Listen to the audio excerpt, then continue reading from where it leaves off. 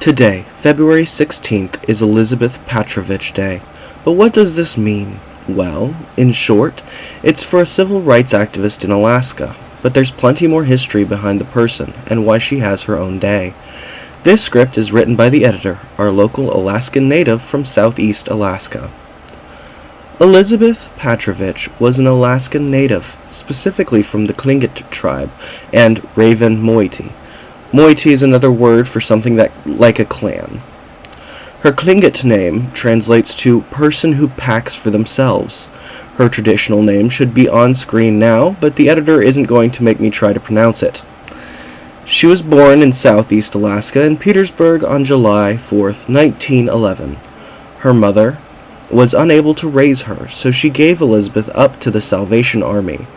While orphaned at a young age, she was raised by Andrew and Jean Wanamaker in the towns throughout the temperate rainforest of southeast called Petersburg, Klawock, and Ketchikan, Alaska.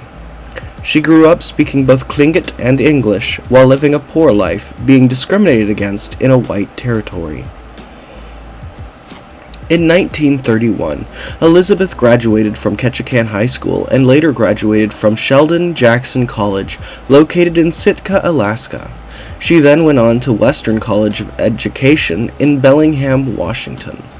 After graduating from high school, she would marry Roy Scott Petrovitch and have 3 children with him, a daughter and 2 sons.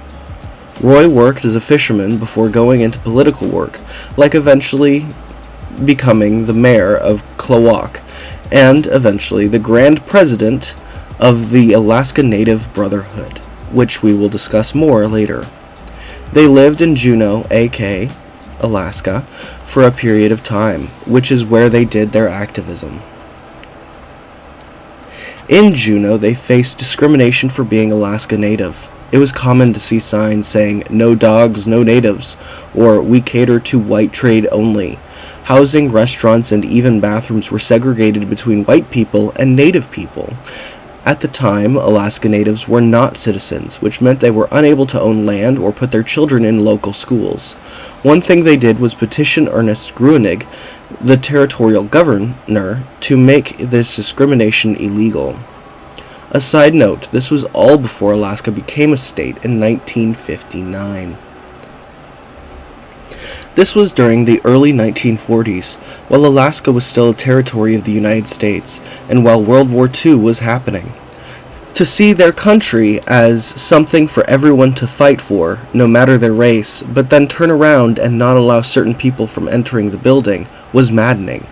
In their letter to Gruenig, they said, and I quote here, "The proprietor of Douglas Inn does not seem to realize that our native boys are just as willing as the white boys to lay down their lives to protect the freedom that he enjoys. Instead, he shows his appreciation by having a 'No Natives Allowed' on his door." And they continued on by saying, "We are the real natives of Alaska, by reason of our ancestors who have guarded these shores and woods for years past.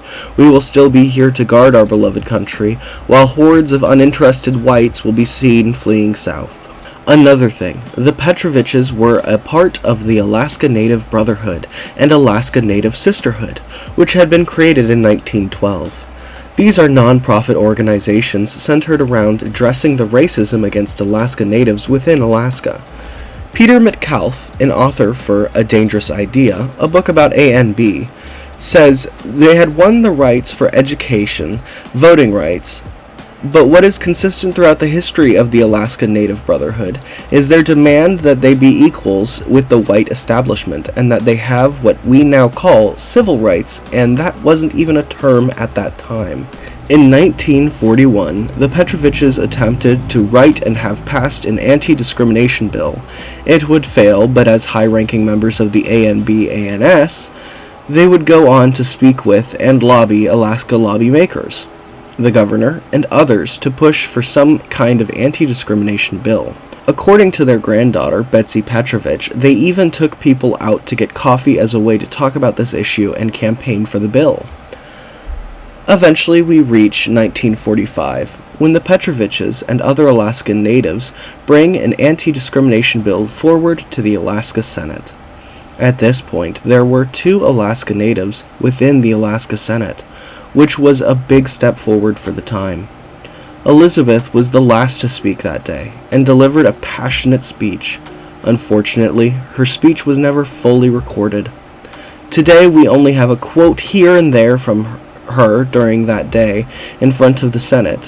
When asked by Juneau Territorial Senator Ellen Shattuck, "Who are these people, barely out of savagery, who want to associate with us whites with 5,000 years of recorded civilization behind us?"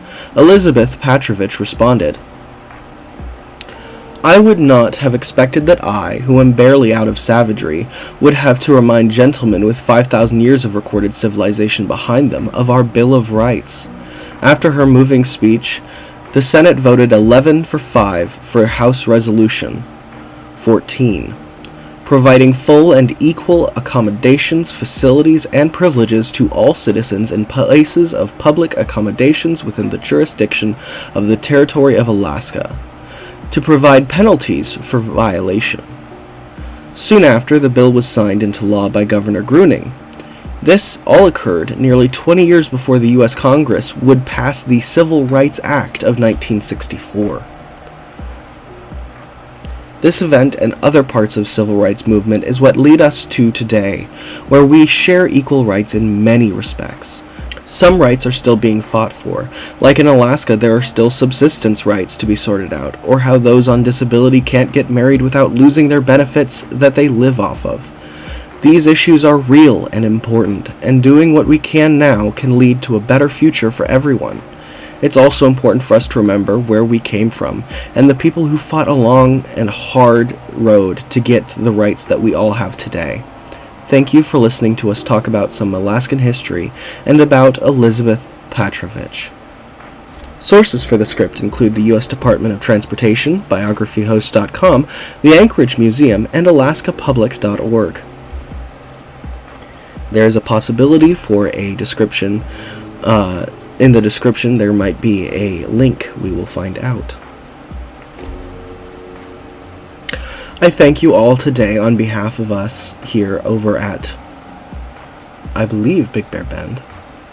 Anyway, probably cut this out. I'm tired. Ooh woo chicken nugget casserole. We are here today to say, Elizabeth Peratrovitch, you are one cool dude. Dudette. Yup. I'm so getting fired.